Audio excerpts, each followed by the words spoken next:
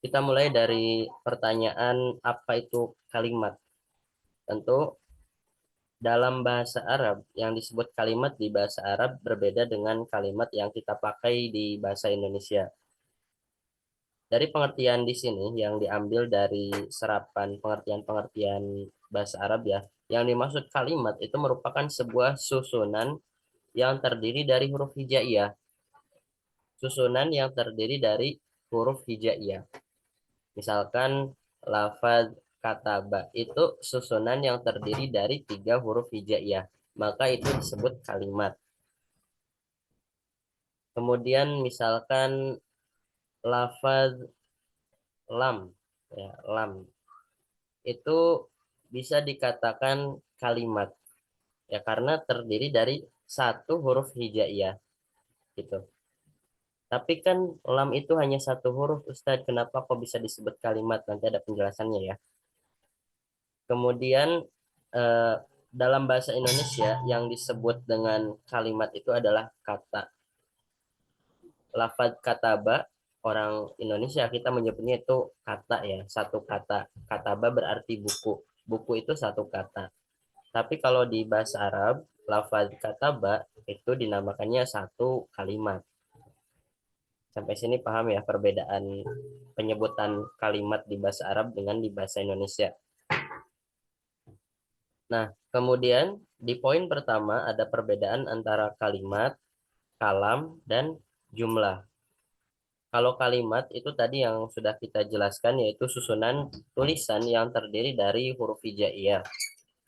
Ya, tulisan ya, susunan tulisan yang terdiri dari huruf hijaiyah. Yang mana dalam bahasa Indonesia kita menyebutnya kata seperti kitabun, dahaba, ali, kolamun. Kitabun kitabun bermakna buku, dahaba berarti pergi, ala ke gitu ya, artinya ke. Kalau disambung baru ada maknanya ya, alal Madinah, ke Madinah. Kolamun pulpen. Nah, kalau orang Indonesia menyebut masing-masing satuan lafaz tersebut adalah 1 kata, tapi kalau di bahasa Arab itu dinamakan 1 kalimat. Kemudian ada kalam. Yang dimaksud kalam itu adalah ucapan yang terdapat lafaz dan terdiri dari 2 kalimat atau lebih, serta dapat dipahami orang lain dan diucapkan dalam keadaan sadar. Mungkin kalau di teman-teman pernah ngaji jurumiyah yang paling dasar al kalamu wal lafzul murakabu al mufidu bil wad'i.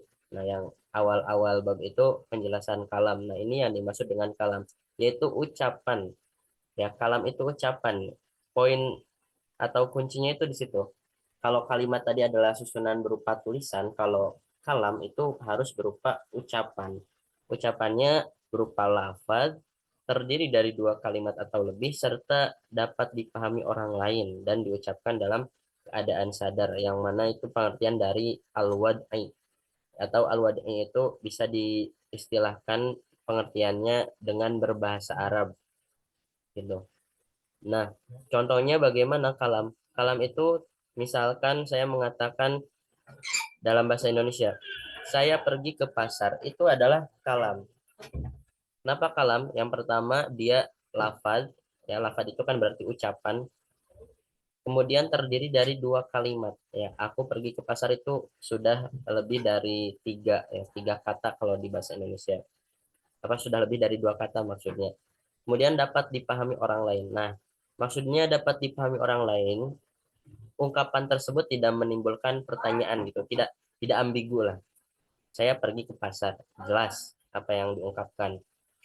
Kemudian diucapkan secara sadar. Nah, ini tergantung si mutakalim atau orang yang berbicara, si pembicara menyampaikannya dalam keadaan sadar atau tidak. Kalau misalkan dia berbicara dalam keadaan mengigau atau mabuk atau eh, aktivitas lain yang membuat dia tidak sadar, maka di sini tidak termasuk kalam. Kemudian kalam itu bisa gugur ketika ungkapannya itu ambigu. Ambigu dalam artian masih menimbulkan pertanyaan. Misalkan, misalkan seperti ini. Jika Zaid ke pasar, ya, jika Zaid ke pasar, nah ucapannya itu berhenti di situ. Nah, itu masih ambigu dalam artian masih menimbulkan pertanyaan kan. Jika Zaid pergi ke pasar, nah tentu jika perkataannya terpotong sampai situ masih menimbulkan pertanyaan di benak si pendengar gitu ya.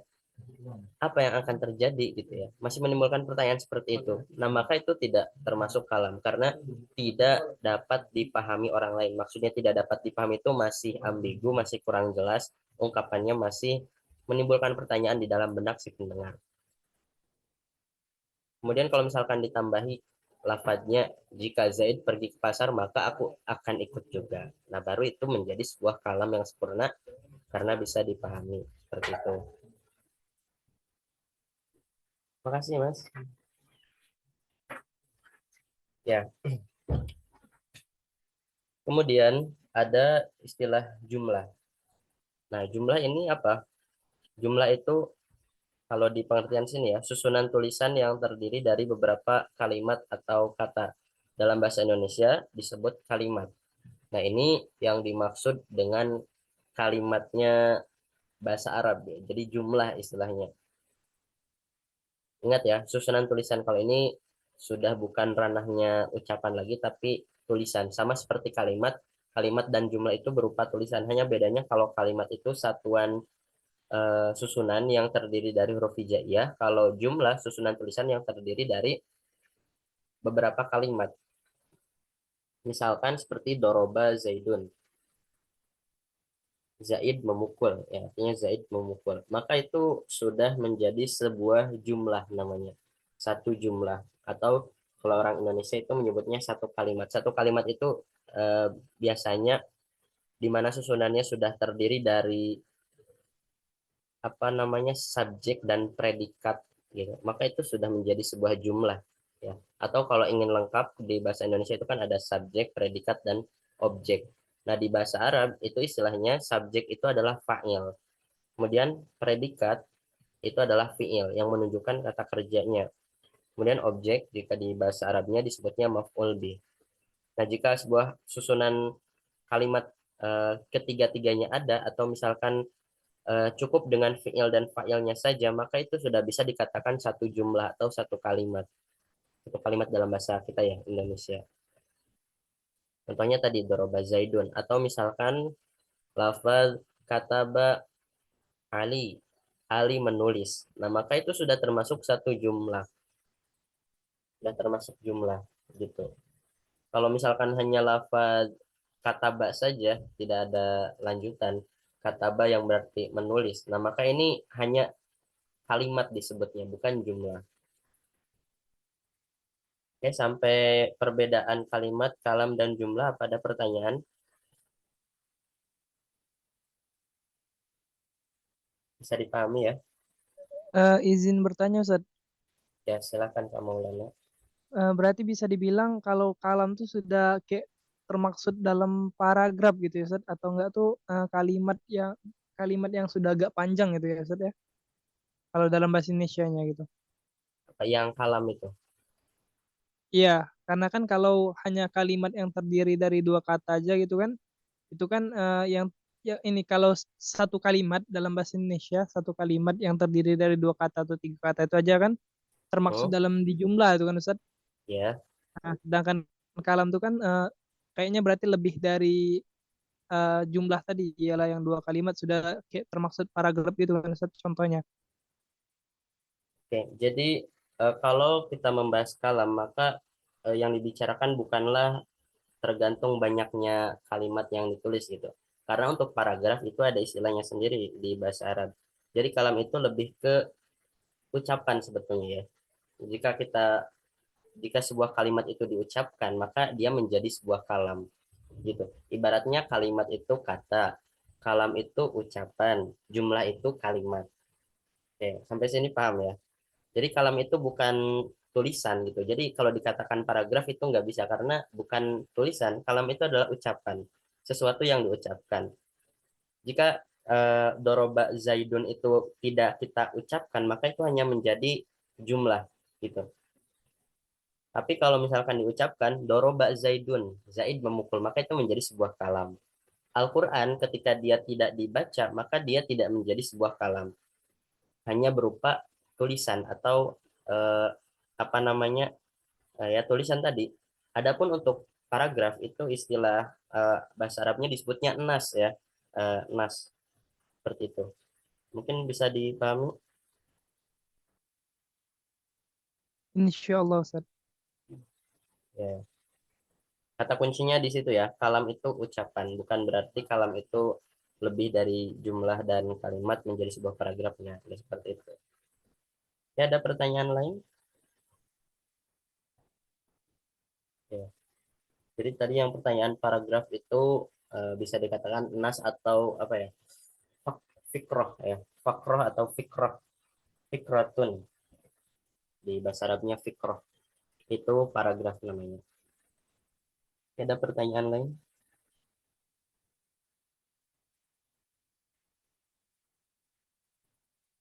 Sudah cukup jelas untuk membedakan kalimat kalam dan jumlah. Ya Allah ya.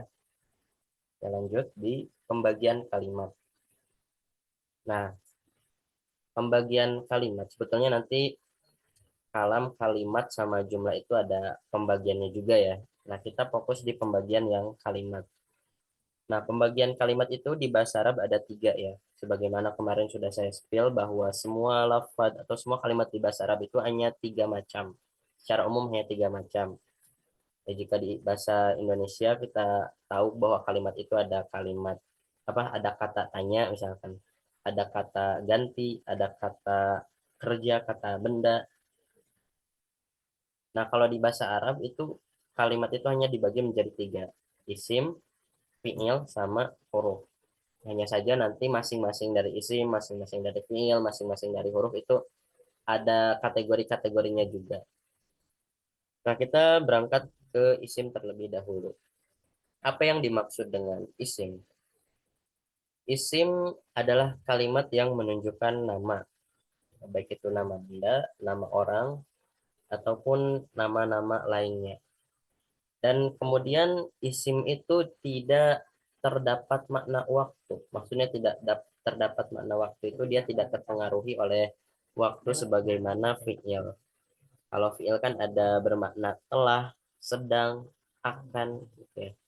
Nah, kalau isim tidak.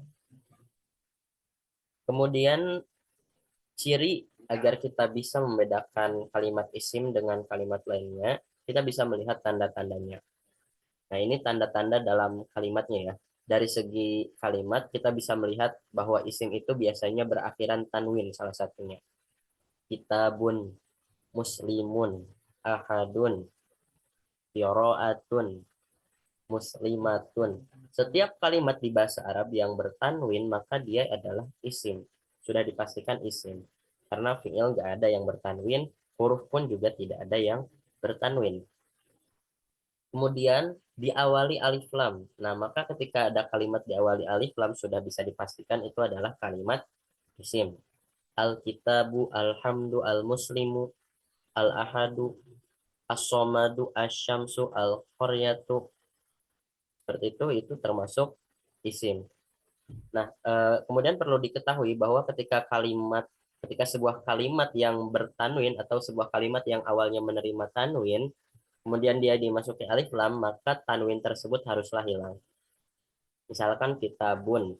Kitabun itu menerima tanwin, isim yang bisa menerima tanwin atau istilahnya isim munsorif. Lawan dari kata isim guer munsorif yang kemarin kita bahas tuh, yang kofadnya pakai fathah. Kitabun itu menerima tanwin. Maka ketika dia dimasuki alif lam, tanwin tersebut harus hilang. Jadi al kitabu. Muslimun menerima tanwin.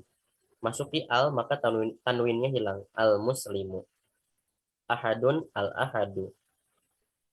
Koryatun al koryatu. Ya.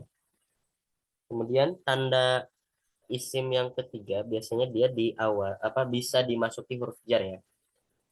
Bisa dimasuki huruf jar. Huruf jar itu ada 9 macam yang paling umum, yang paling populer diantaranya min, ila, an, ala, fi, rubba, ba, kaf, dan lam.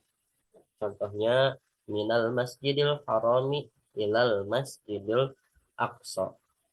Maka al masjidi dan apa lafaz al masjidi ya yang setelah huruf jar itu dia adalah kalimat isim. Ya. Yang isim itu adalah huruf kalimat setelah huruf jarnya ini. Dia adalah isim. Adapun min dan ila dia bukanlah termasuk isim, tapi dia termasuk huruf ya karena namanya juga huruf jar. Nah, kemudian ini ada kategori-kategori kalimat isim. Tentu sebetulnya ada banyak sekali kategori kalimat isim yang saya tampilkan di sini adalah yang mungkin sering populer gitu ya, sering muncul. Nah, ini bisa dibaca dan kalau perlu, memang perlu ya, harus diketahui isim mufrad yang kayak gimana, isim tasnya yang bagaimana, dan lain-lain. Di sini saya akan menjelaskan secara gambaran umumnya. Kalau yang dimaksud dengan isim mufrad, ya isim itu salah satunya ada isim mufrad. Itu isim yang menunjukkan makna tunggal. Tunggal itu dia bermakna satu. Ada rosatun, saatun, sayarotun. Itu untuk muannas ya, yang ada tak marbutahnya. Madrasatun sebuah sekolah. Saatun satu jam. Sayarotun satu mobil. Meskipun kalau terjemah bebasnya tidak perlu diterjemahkan ada satu satu satu gitu pun tidak masalah gitu. Kita mengartikan madrasatun sekolah saja tidak masalah gitu. Tidak perlu diartikan satu sekolah. Adhabu ilal madrasati misalkan.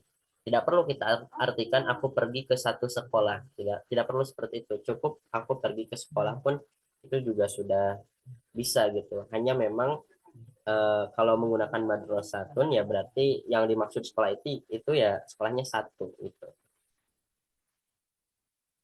Kemudian isim tasnya itu bermakna dua. Lalu lanjutan dari mufrad yang tunggal, tasnya itu menunjukkan makna dua. Biasanya dalam lafaz kalimatnya itu ujungnya berakhiran alif dan nun atau ya dan nun.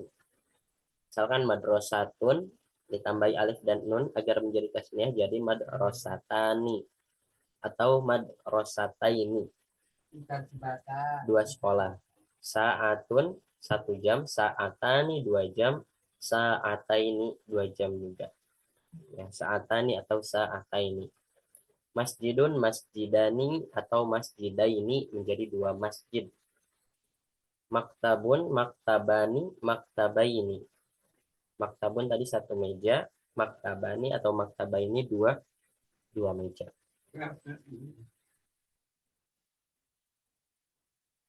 Kemudian ada isim lima atau kita sebutnya asmaul khomsah. Nah, ini untuk kelompok isim yang memang diperuntukkan 5 jenis saja ya. Di antara isim 5 itu, yang pertama lafad abun, ahun, hamun, fu, dan zu. Ya, itu adalah isim 5. Nah, isim 5 dia mempunyai syarat agar dia bisa dikatakan isim 5 tadi ya. Kalau misalkan lafadnya masih kosongan, kosongan itu dalam artian masih polosan ya, hanya tadi berupa abun, ahun, hamun, fu, dan zu, itu belum bisa dikatakan isim 5. Nah, apa saja syarat isim 5? Nah, mungkin teman-teman bisa catat ya, karena tidak ada di materi. Yang pertama, dia itu harus disambung dengan domir munfasil ya.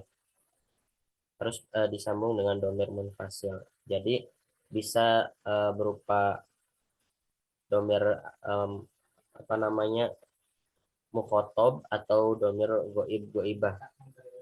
Misalkan dengan domir mukhotob seperti abuka atau abuhu dengan domir goib ya. Goib itu berarti orang ketiga. Abuhu ayahnya, abuka ayah ayahmu, akuka akuhu. Ya, makanya di sini yang saya contohkan adalah asmaul khamsah yang sudah memenuhi syarat, yang sudah bersambung dengan domir ya. Abuka, akuka, amuka, fuka, zu, malin. Ya, disambung dengan lafad malin. Ya, kalau untuk zu malin sebetulnya itu adalah pengecualian ya. Jadi zu itu bermakna yang memiliki gitu. Nah, untuk lafad seterusnya sebetulnya itu bebas. Yang dimaksud bebas itu mau pakai zu malin, zu aklin, yang memiliki akal, yang memiliki harta, atau zu yadin yang memiliki tangan gitu. Bebas ya kalau untuk yang zu itu tidak tidak harus untuk domir ya. Nah, pokoknya ini 5 ya, 5 kelompok isim yang memang sudah 5 dari sananya gitu. Dan nanti ketika di i'rab atau dipreteli dia punya cirinya sendiri gitu ya. Dia ada tandanya sendiri gitu. Kemudian kategori isim selanjutnya ada jama mudzakkar salim. Ini yang sebetulnya sering kita dengarkan ya. Jama mudzakkar salim itu isim yang biasanya berakhiran waw dan nun atau iya dan nun. Ya, ditambahi dari mufrodnya. Jadi ketika mufrodnya masjidun, maka ketika kita mau menjadikannya jama mudzakkar salim, tinggal tambahi saja ujungnya waw dan nun. Jadi masjiduna, masjidina gitu. Tapi ingat tidak semua kategori isim mufrad itu bisa dijamak mudzakkar salim kan gitu ya. Hanya beberapa saja. Meskipun secara kaidah kalau kita pasangkan memang bisa, tapi penerapan dalam percakapan itu nggak bisa karena jamak mudzakkar salim ini lebih ke apa namanya sesuatu yang aklun yang memiliki akal. Kalau masjidun jadikan jamak mudzakkar salim itu nggak bisa karena dia tidak berakal. Masjid itu nggak berakal gitu. Nah, kalau muslimun baru bisa karena muslimun itu aklun, dia berakal, akilun. Jadi al muslimuna orang-orang muslim. Kalau masjidun, masjid itu kan nggak berakal, tidak bisa kita jadikan jamak mudzakkar salim. Meskipun diterapin memang bisa jadi masjiduna, tapi penerapannya nggak ada gitu, nggak ada kita nggak ada orang Arab mengatakan apa namanya orang-orang masjid apa maksudnya ya masjiduna masjid-masjid gitu karena bukan aklen bukan yang berakal. Nah, selanjutnya ada yang termasuk kategori jama muannas salim. Ini biasanya isim mufrad diakhiri alif dan ta. Sama ini juga untuk sesuatu yang berakal ya. Misalkan lafadz solihun. Nah, solihun itu berakal ya karena merujuk pada orang yang solih. Nah, tinggal kita akhiri ujungnya dengan alif dan ta. Jadinya solihun, solihatun. Orang-orang yang solih.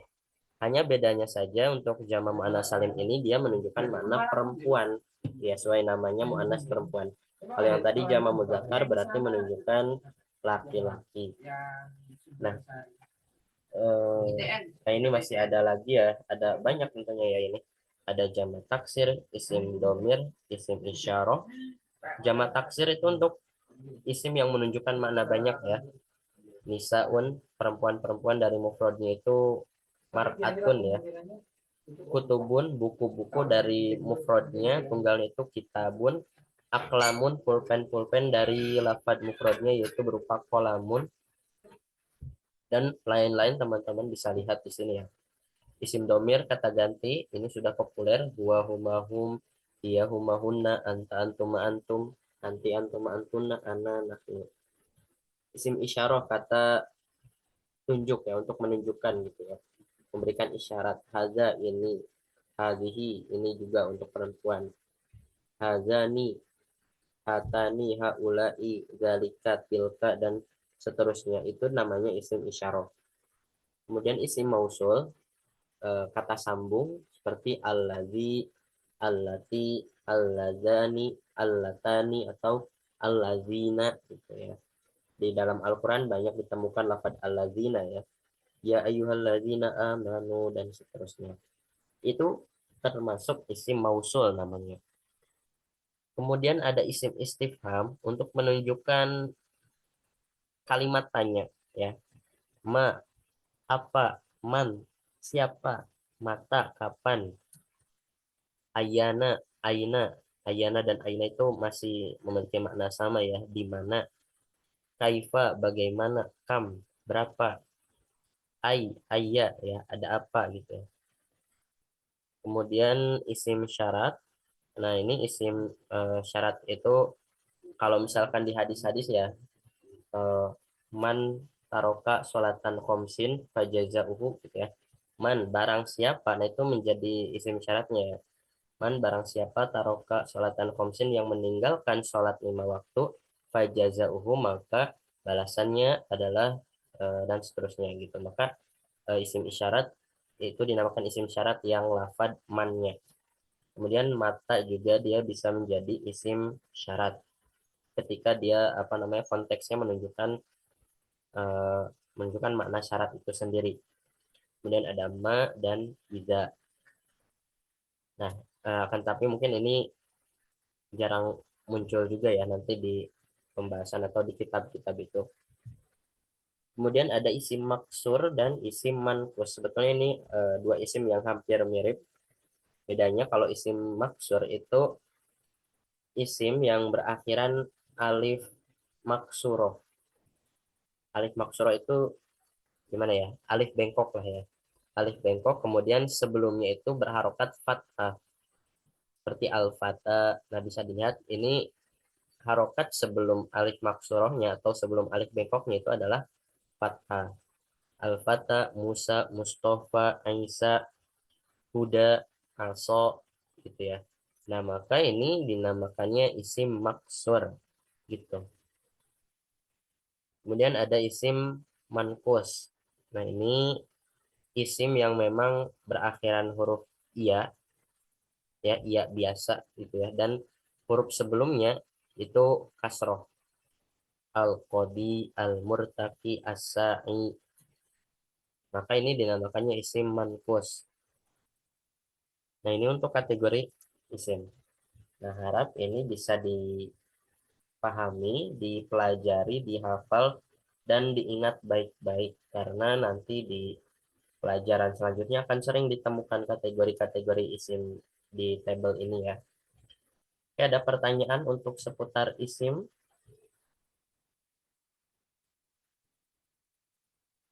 Untuk yang izinannya Ustaz, Ya, silakan. untuk yang isim yang 5 tadi itu hanya syaratnya itu ialah hanya bersanding dengan domir munfasil aja ya Ustaz, atau ada syarat lain lagi Ustaz? Oke. Untuk isim 5, syarat yang paling menonjol itu ya itu. Tapi ada sebetulnya syarat lain ya. Hanya saja mungkin gimana ya istilah saya katakan ya. Syarat yang lain itu mengikuti ya, bisa mengikuti. Yang paling penting syarat yang paling mutlak itu dia haruslah bersambung dengan domir ini tadi, dengan domir munfasil.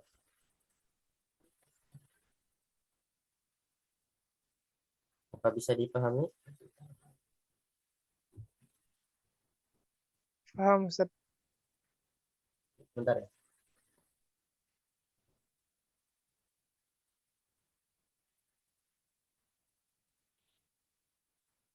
Oke, ada pertanyaan lain untuk isim yang mungkin yang belum dipahami.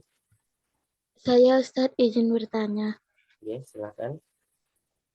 Ini Ustadz yang jamak taksir itu bagaimana Ustadz membedakan jamak itu muannas atau muzakkar Ustadz? Kalau untuk jama taksir, ya, kita menerapkannya di situ kullu jam'in muannasin. Kullu jam'in muannasun. Setiap jama itu adalah muannas. Nah, maka jama yang dimaksud di sini adalah jama taksir, bukan jama muzakkar salim. Kalau jama muzakkar salim itu sudah pasti muzakkar karena namanya juga jama muzakkar. Nah, untuk jama taksir sendiri cara membedakannya memang agak sulit ya kalau untuk orang awam karena pola dari jama taksir ini ya, sesuai namanya taksir itu dikira-kirakan gitu ya. Jadi tidak tidak tentu gitu, tidak menentu gitu. Sebetulnya kita bisa menganalisis pola-pola dari jama taksir ini misalkan ketika uh, lafad ketika mufradnya mengikuti wazan A maka jama taksirnya begini. Ketika mufradnya mengikuti wazan B maka jama taksirnya begini. Misalkan ketika mufradnya mengikuti wazan fa'alun maka jama taksirnya mengikuti wazan af'alun. Contohnya kolamun mufradnya maka jama taksirnya aflamun. Itu wazan af'alun. Kemudian ada lagi ketika mufradnya mengikuti wazan fu'latun maka jama taksirnya mengikuti wazan fu'alun. Misalkan kayak gurfatun mufradnya jama taksirnya gurofun. seperti itu. Itu ada di kitab Jami'ud Durus, dan ada 18 pola dari jamak taksir ini. Itu banyak sekali ya kalau kita terangkan. Dan nanti teman-teman kalau misalkan ingin memperdalam jamak taksir ini, bisa dipelajari di kitab tersebut atau mungkin bisa dicari referensi-referensi lain ya. Dan untuk saran dari saya ya, untuk antum-antum yang mungkin masih awam, biasakan untuk menghafal kosakata itu mufrodnya dan jamaknya, jamak taksirnya. Misalkan ketika menghafal kosakata kolamun, maka hafalkan juga jamak taksirnya bagaimana. Oh, kolamun jamak taksirnya aklamun. Kitabun, oh jamak taksirnya kutubun. Gurfatun, oh jamak taksirnya gurufun, dan lain-lain sebagainya ya. Nah, itu yang bisa saya sampaikan untuk jamak taksir. Bisa jelas ya? Bisa Ustaz. Ya. Apalagi dari mar'atun ke nisaun itu sangat jauh sekali ya. Mar'atun satu perempuan, jamak taksirnya malah nisaun, nggak ada unsur dari huruf-huruf mar'atun sama sekali gitu ya. Karena memang namanya jamak taksir gitu ya, dikira-kirakan selalu ada plot twistnya gitu. Ya, sedikit tambahkan ya untuk tadi isim 5 ya, karena mungkin kurang lengkap tadi ya, bahwa syarat isim 5 itu kan tadi harus bersambung dengan dhamir.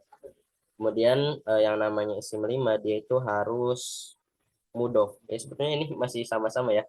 Maksudnya harus mudhof itu dia harus dimudhofkan dengan domir. Ya sama aja sih sebetulnya, harus bersambung dengan domir itu ya harus dimudhofkan tadi. Abu mudhof, ka mudhof ilaih. Gitu. Ya sebetulnya sama sih, nggak ada beda. Cuma ya mungkin istilahnya itulah ya. Syaratnya harus dimudhofkan dengan domir munfasil. Dan kalau misalkan masih berhubungan dengan domir munfasil, bahwa isim 5 itu tidak bisa disambung atau dimudhofkan dengan domir mutakalim. Seperti domir mutakalim itu yang menunjukkan makna saya. Kalau abuka itu kan masih bisa ya. Tapi kalau sudah abi, akhi, kami, fi, nah itu sudah bukan lagi kategori isim 5 gitu ya. Jadi nggak boleh dengan domir mutakalim. Kalau misalkan mengatakan abi, jaa abi, maka abi di situ sudah bukan lagi isim 5 tapi jadi isim mufrad. Nah, jadi isim mufrad. Tapi kalau kita mengatakannya apa? Kalau kita mengatakan jaa abuka, maka abuka di situ jadi isim 5. Jadi bisa dipahami? Izin nanya Ustaz. Ya, silakan. Kalau misalkan dia disambungkan dengan kata dengan isim yang lain Ustaz, misalkan kayak Abu Muhammad atau Abu Umar gitu Ustaz. Itu termasuk isim 5 nggak Ustaz? Oke, kalau disambung dengan lafadz lain ya, kalau misalkan ada nama tambahan, itu gimana ya? Lebih ke memang bisa ya dikatakan isim 5 gitu ya. Abu Hurairah misalkan.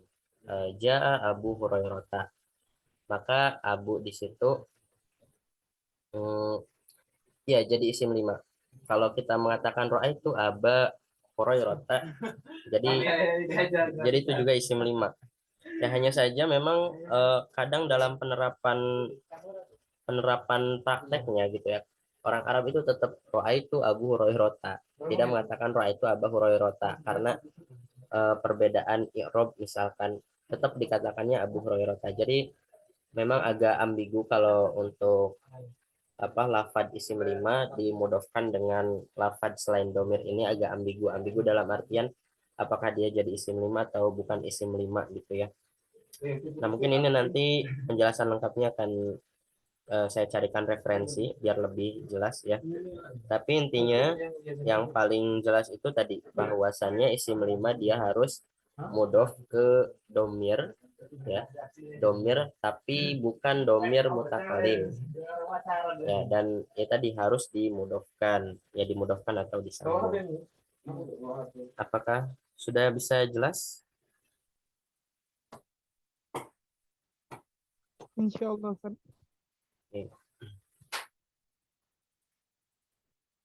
Ada pertanyaan lain untuk isim? Satu lagi mungkin. Ya, untuk fi'il belum kita bahas.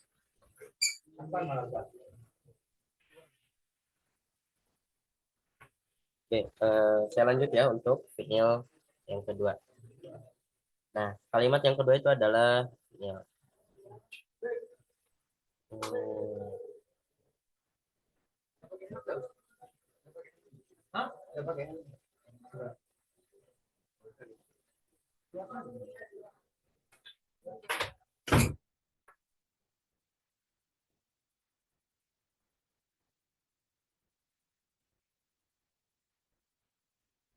fi'il.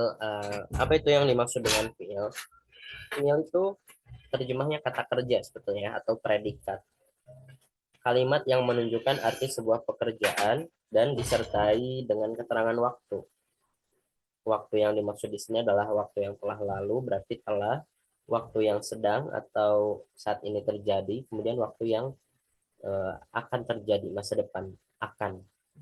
Kalimat fi'il itu bisa diketahui dengan melihat tanda-tandanya ya, sebagaimana isim. Kalau untuk fi'il itu diawali qad, sin, dan saufa. Memang tidak semua fi'il mesti diawali huruf-huruf tadi ya, qad, sin, dan saufa, tapi setiap kalimat yang diawali huruf-huruf tersebut pasti fi'il. Qad aflahal mu'minun. Contohnya, maka aflaha di situ menjadi fi'il. Adapun kodenya itu ya termasuk kategori huruf. Kemudian saya kulus sufaha, maka yakulu di situ menjadi fi'il. Adapun sinnya jadi huruf. Kalla saufa ta'lamun, maka di situ setelah saufa adalah fi'il, yakni lafaz ta'lamun. Dari maknanya bagaimana? Qad itu untuk menunjukkan makna tahqiq istilahnya ya. Tahqiq itu menyatakan atau menguatkan ya, sebagaimana taukid gitu ya. Tapi lebih ke menyatakan. Qad aflahal mu'minun, sungguh telah bahagia orang-orang mukmin. Jadi bukan berbahagia biasa tapi qad tahqiq, menyatakan benar-benar bahagia. Kemudian qad juga sebetulnya bisa masuk pada fi'il mudhari ya. Apa namanya? Kalau qad aflaha itu kan aflaha fi'il madhi ya. Aflaha af'ala. Aflaha yuflihu af'ala yuf'ilu wazannya. Nah, kalau qadnya masuk ke lafaz fi'il mudhari, misalkan qad yaqulu, kita katakan qad yaqulu, maka kodenya itu bukan lagi untuk pernyataan, bukan lagi tahqiq, tapi untuk litaklil istilahnya. Taklil itu apa? Menyedikitkan. Jadi maknanya itu terkadang, terkadang berkata, atau qad yaftahu, terkadang membuka. Jadi untuk menyedikitkan sebuah makna. Kalau qad masuk di fi'il mudhari ya. Kemudian ada sayaqulu dan kala saufa ta'lamun. Nah, sa dan saufa itu menunjukkan makna apa ya? Masa depan ya, istiqbal. Ya, waktu yang akan datang. Bedanya kalau sa itu menunjukkan waktu yang akan datang itu dalam waktu dekat. Sedangkan saufa untuk waktu yang teramat jauh. Sayaqulu sufaha, akan berkata as-sufaha'u, orang-orang yang kurang akal. Nah, di sini akan berkatanya itu dalam waktu dekat gitu ya. Adapun kalau kala saufa ta'lamun bermakna kala sekali-kali tidak, saufa ta'lamun kelak mereka akan mengetahuinya. Atau apa, kala saufa ta'lamun kelak kamu semua akan mengetahuinya. Jadi kelak kamu akan mengetahuinya di sini tuh ya kelak nanti, nanti di akhirat ya. Ini ada di Quran surat At-Takatsur.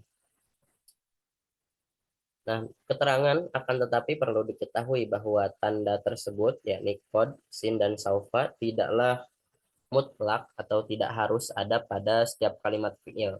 Ya, yang saya katakan tadi, fi'il itu tidak harus didahului qad, sin, atau saufa, tapi setiap yang diawali 3 huruf tadi itu sudah pasti fi'il. Kemudian yang kedua, fi'il tidak bertanwin. Doroba, yadribu, idrib. Ya, tidak ada fi'il yang menerima tanwin. Selanjutnya nih, untuk kategori kalimat fiil, ini sudah dipelajari di sorof ya, lagi-lagi ini kita ada berkaitan dengan sorof. Fiil madi, fiil mudhari, dan fiil amar. Itu kategori kalimat fiil ya, hanya 3 kalau di ilmu nahu ya. Kalau di sorof kan ada fiil amar, fiil nahyi gitu kan, sampai fiil nahyi juga. Tapi kalau di nahu itu hanya 3 yang dipakai. Madi, mudhari, sama amar. Nah, lalu bagaimana dengan fiil nahyi nasibnya gitu? Jadi apa nanti dia? Sebetulnya pada dasarnya fiil itu ini asalnya banget itu hanya 2, hanya ada fiil madi dan fiil mudhari. Adapun fiil amr dan fiil nahyi itu sebetulnya hanyalah bentukan dari fiil mudhari gitu. Dan akan panjang ya kalau harus dijelaskan.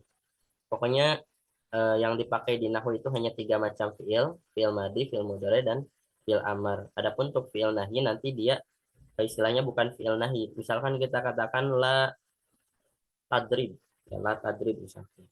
Nah, maka la itu dia menjadi huruf nahyi ya. Jadi kategori huruf si la-nya itu malah bisa dipreteli satu-satu itu. La tadrib itu kan 2 kalimat ya. Kalau di nahwu itu dia dijadikan dipisah gitu ya. La sebagai huruf nahyi, tadribnya dia jadi fiil mudhari. Bukan lagi fiil nahyi gitu. Jadi fiil mudhari yang dimasuki la nahyi, makanya dia disukunkan ujungnya. Oke, untuk fiil apakah ada pertanyaan?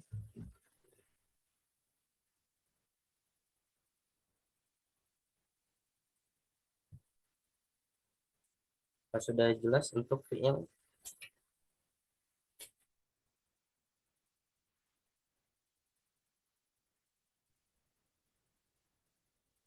Kak Putri, apa mau bertanya?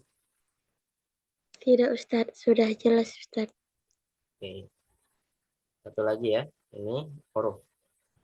Nah, kalau huruf pokoknya ketika teman-teman melihat suatu kalimat itu dia tidak ada tanda isim, tidak ada tanda fiil, maka dia masuk ke kategori huruf, kalimat huruf. Begitu. Nah, ini yang saya maksud ya. Jadi huruf itu di bahasa Arab masuk ke dalam kategori kalimat. Itulah mengapa ada satu huruf tapi dia masuk kategori kalimat gitu ya. Karena ya tadi huruf juga jadi sebuah kalimat. Wow, misalkan huruf wow. Wow itu di sini kategorinya huruf apa? Jadi huruf atop ya. Malah ada banyak jenis ya. Wow itu dia bisa jadi huruf atop, bisa jadi huruf kosam, bisa jadi huruf ibtida, bisa jadi huruf jawab syarat gitu ya, macam-macam. Itu padahal hanya satu huruf, tapi dia masuk kategori kalimat karena huruf itu adalah kalimat di bahasa Arab. Gitu. Nah, terus bagaimana cara kita membedakan wawu yang menjadi huruf atop, wawu yang menjadi huruf ibtida, dan wawu yang menjadi huruf kosam? Nah, itu tergantung kalimatnya nanti ya. Untuk misalkan untuk wawu huruf taukid itu ketika si wawu itu didempet oleh maktuf dan maktuf alaih, maka wawunya di situ menjadi huruf taukid. Misalkan jaa zaidun wa amrun, telah datang zaid dan amr. Nah, maka wawu di situ adalah wawu atof karena diapit ya, diapit oleh maktuf, yakni maktuf itu lafad amrun, kemudian maktuf alaihnya lafad zaidun tadi, jaa zaidun wa amrun. Kemudian kalau wawu kosam itu ketika ada sebuah lafad yang menunjukkan makna sumpah atau yang ingin dijadikan sebuah sumpah. Biasanya kita mengatakan sumpah itu pakai lafad apa? Lafad Allah kan. Maka kita katakan pakai wawu karena wawu itu bisa jadi huruf kosam. Wallahi, demi Allah. Dan syaratnya kalau dimasuki huruf kosam, maka lafad Allahnya harus dikasroh. Atau misalkan kita mau mengatakan demi subuh, demi subuh wasubhi katakanlah, jangan wasubhu. Atau wal fajri, demi fajar, wal asri, demi masa. Banyak kan di Al-Quran itu surat-surat yang diawali oleh sumpah. Nah, dan itu kalau perhatikan kan ujungnya di kasrah semua. Wal asri, wal fajri, wasubhi, wal laili, demi malam. Nah, ini untuk huruf-huruf silakan kategorinya dipahami, kalau perlu dihafal dan diketahui ya dengan baik. Oke, ada pertanyaan sampai sini?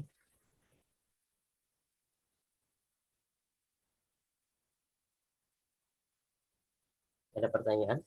Tidak ada? Kalau tidak ada, kita praktek mengi'rab ya. Masih menggunakan rumus kemarin ya. Ada 1A, 1B, 2A, 2B, dan rumus 3. Perlu diingat ya, rumus 1A untuk isim yang mu'rob, 1B untuk isim yang mabni, 2A untuk fi'il yang mu'rob, 2B fi'il mabni, rumus 3 untuk huruf. Nah, itu nanti kalau lupa bisa sambil dilihat ya. Gimana? Tidak ada pertanyaan? Kalau tidak ada, saya akan coba ini ya di prakteknya. Apa sudah siap? Ada yang mau mencoba pertama mungkin?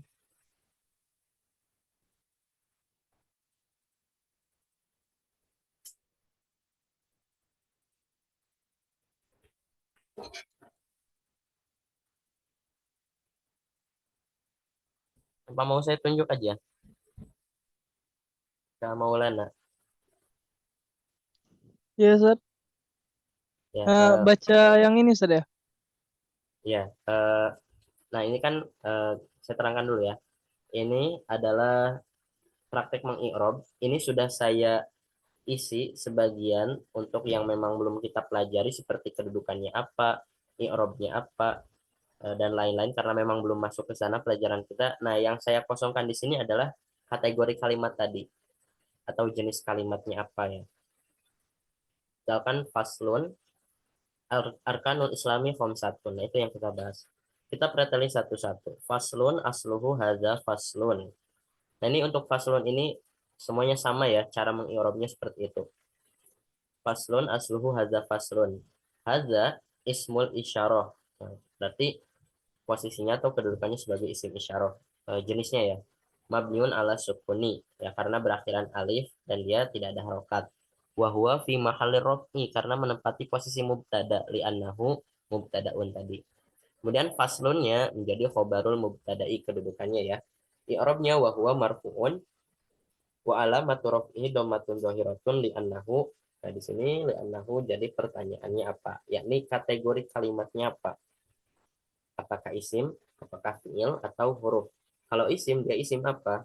Kalau fi'il dia fi'il apa? Kalau huruf dia huruf apa? Itu maksud saya ya. Eh, oh, iya, Ustaz. Baik, Ustaz. Coba dibaca itu ya, yang faslun ya, Pak. Diulangi lagi aja, yang faslun. Faslun islahi. Ya, islahi, Ustaz ya. Asluhu, Oh, faslun asluhu hadza faslun. Hadza ismul isyaratu isyarati, mabani ismul isyarati mabani ala sukuni wa mabniun, huwa fi mahali raf'i di annahu mubtada. hmm, Yang bawahnya faslun khobar khobarul mab, khobarul mubtada'i, khobarul mubtada'i wa huwa marfu'un wa alamatul raf'ihi domati zahirati di dommatun, anna dommatun zahiratun. domatun zahiratun li annahu ismul mufrad, Ustaz. Nah, ismul mufradi, betul. Selanjutnya Kak Putri, terima kasih ya Kak Maulana. Kak Putri ada? Saya Ustaz, Tadi paham nggak materi yang saya coba sampaikan? insya Allah paham Ustaz. Coba dibaca yang arkanu. Sekalian dibaca yang titik-titiknya juga. Arkanu mubtadaun wa huwa marfu'un wa alamatu raf'ihi dhammatun zahiratun li'annahu ismul jam Kan? jam'ut Ya, taksiri wa huwa mudhaf. jam'ut taksiri. Mufradnya dari kata apa arkanu? Eh, rof rok roknun. Ruknun ya, ruknun. Ya, rukun. Oke, lanjut ke Farida. Ada. Iya, Ustaz. Coba di i'rabi yang al-islami. Eh, Maaf ya Ustaz kalau salah. Ya, nggak apa-apa, Masih kan belajar. Ya, al-islami mudhof ilaih wa huwa majrur wa alami wa wa alamatu wa alamatu jarroh jarrihi kas jarrihi kas kasroti zohiro kasratun kan zahiratun. kasrotun zohirotun li annahu Nah, jenis kalimatnya apa? Kategori kalimat al-islami itu apa? Fi'il, isim, atau huruf? eh, huruf Dilihat tandanya ya. Kalau misalkan dia beralif lam berarti kalimat apa? fiil Fi'il tidak beralif lam ya.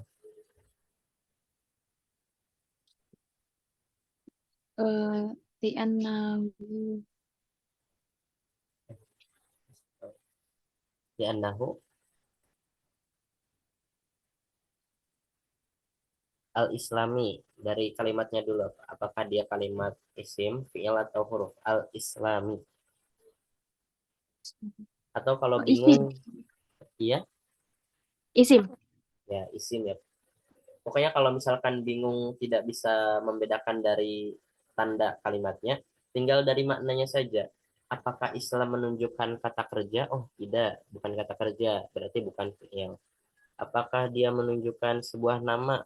Ya, Islam menunjukkan sebuah nama-nama agama. Maka isim yang apa? Kalimat yang menunjukkan nama adalah isim, seperti itu. Maka kategorinya isim. Nah, kemudian isim itu kan ada banyak. Nah, al-islami ini isim apa kategorinya?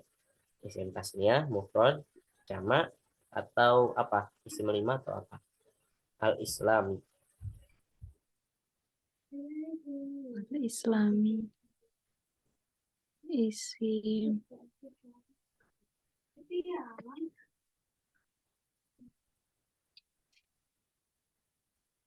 Isim.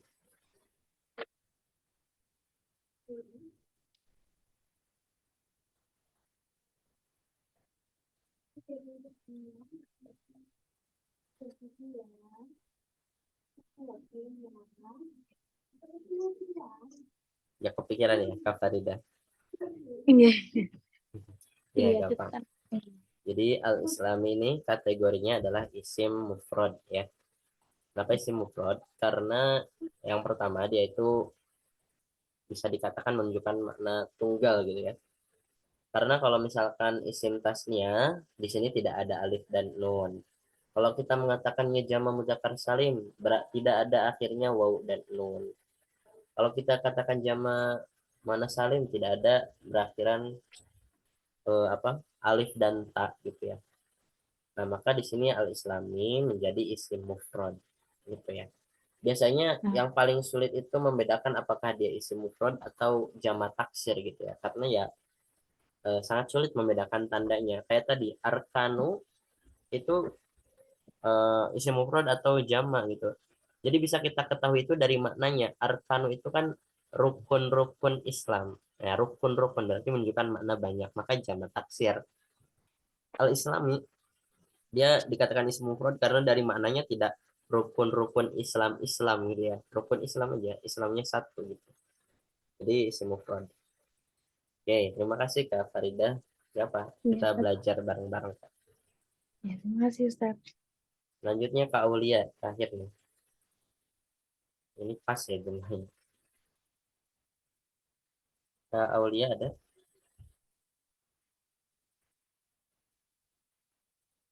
Kak Aul?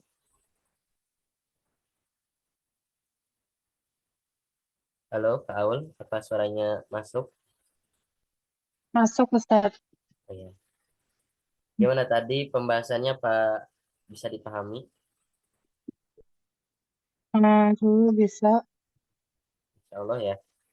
belum Nah, ya nama untuk lafad khamsatun coba di i'robi, dibaca ya. Khamsatun kubro kubaru mubtada wa huwa marfu wa alamatu rafa'atu dhammatu zahir di Di anahu, annahu kamar butuh bukan Ustaz. Saya masih agak kurang paham juga sih Ustaz. ya. Nah, di anahu berarti kategorinya, atau ini, dari kalimatnya dulu aja. Khamsatun itu isim, fi'il, atau huruf. Isim isim Is- huruf. ya, isim. Karena berakhiran tanwin ya. Pokoknya Iya. kalimat yang bertanwin sudah pasti isim. Hanya saja nanti isimnya itu isim apa gitu, karena banyak kategori isim. Nah, di sini khamsatun itu adalah isim mufrad. Karena ya itu tadi kembali khamsatun itu menunjukkan angka sebetulnya ya, angka 5 berarti ya. Tapi ya dia mufrad masuknya. Kalau isim tasniah nanti jadi khamsatan dibacanya ya. Apalagi kalau jama mudzakkar salim berarti khamsatuna. Jama muannas salim khamsatatun nanti jadinya seperti itu. Tapi ya ini khamsatun aja jadinya isim mufrad. Dan tidak bisa juga dijadikan jamak taksir gitu ya, nggak bisa. Nah, oke, sampai sini ada yang mau ditanyakan? Sudah jam 10, mungkin ada waktu 3 menit, Kak. Izin nanya Ustaz. Ya, silakan. Itu faslunnya kenapa jadi dua kali Ustaz? Ialah yang asluhu terus dia jadi mubtada terus di bawahnya di dalam kurung itu faslunnya juga jadi khobar gitu Ustaz. Ya, ini dalam semua kitab ya. Faslun itu kan berada di awal ya. Atau biasanya dia di dalam kurung sendiri gitu kan. Kalau di kitab-kitab kuning, faslun itu dalam kurung sendiri, baru kemudian pembahasannya apa. Ya, mungkin kalau teman-teman yang pernah lihat kitab kuning atau mungkin ngaji kitab Sapin aja, kan tulisan faslun itu dia di dalam kurung sendiri gitu loh. Tahu kan? Kak Iya Maulana Ustaz. pernah lihat. Nah, biasanya kan guru-guru kita atau pendahulu-pendahulu kita itu sering mengartikan faslun, adapun ini adalah satu pasal. Biasanya diartikan begitu ya. Atau kalau saya orang Sunda kan biasanya faslun ari iya hiji pasal. Atau kalau orang Jawa faslun eh, saya kurang paham sih ya yang Jawa. Utawa iki pasal suwiji. Ya, kayak seperti itulah kurang lebih. Nah, di situ sebetulnya sudah ada susunan mubtada khobar dari terjemahnya itu. Faslun, adapun ini. Nah, adapun ini adalah mubtadanya. Kemudian adapun ini adalah satu pasal. Nah, adalah satu pasal itu menunjukkan khobarnya. Jadi dia itu sebetulnya sudah merupakan satu jumlah yang utuh. Faslun itu adalah satu jumlah yang utuh. Gitu. Sudah terdiri dari mubtada sama khobarnya. Maka di sini asluhu hadza faslun gitu ya. Atau mungkin kalau di buku itu bab satu tulisannya ya. Bab satu rukun Islam ya, rukun-rukun Islam gitu. Cuma kalau di kitab kuning kan faslun, asluhu hadza faslun. Kemudian baru kita perkali satu persatu. Hadza sebagai apa, di sini sebagai mubtadanya, kemudian faslunnya sebagai khobarnya. Cuma biasanya supaya lebih di apa namanya, lebih disingkat gitu ya, cukup dituliskan faslun saja. Alasannya apa? Karena sudah maklum. Maklum itu sudah diketahui oleh banyak orang, dan istilahnya kita sudah lebih kenalnya ya faslun saja cukup gitu ya. Karena ya memang asalnya hadza faslun. Ya, kalaupun misalkan di buku bab satu asalnya itu adalah ini adalah bab satu. Cuma nggak enak aja gitu. Kita harus membaca tulisannya itu ini adalah bab satu. Ya sudah cukup saja bab satu judulnya apa gitu, karena sudah maklum, sudah bisa diketahui. Nah, mungkin itu gampang seperti itu. Oh, berarti yang jadi mubtada'nya itu tadi ialah yang haza tadi ya Ustaz ya, tapi hazanya nggak dianggap gitu Ustaz, dihilangin gitu Ustaz ya. Ya, hazanya jadi mubtada dan dia mahdzuf yang dibuang, ya, yang dibuang mahdzuf. Seperti itu. Bisa dipahami ya, Kak Maulana? Insya Allah Ustaz. Allah. Oke, mungkin bisa dicukupkan ya untuk pertemuan pada malam hari ini. Sudah larut malam. Ya. Di sini ada yang dari waktu Indonesia Tengah atau Timur? Nggak ada ya, waktu Indonesia Barat semua ini di sini. Kak Maulana dari mana? Dari Sumsel Ustaz, Palembang. Palembang itu masih WIB atau WIB Ustaz. masih WIB ya? Masih apa jam 10 ya di sini. Oke, untuk pertemuan malam hari ini insya Allah bisa dicukupkan ya. Mari kita tutup dengan doa kifaratul majlis. Subhanakallahumma wa bihamdika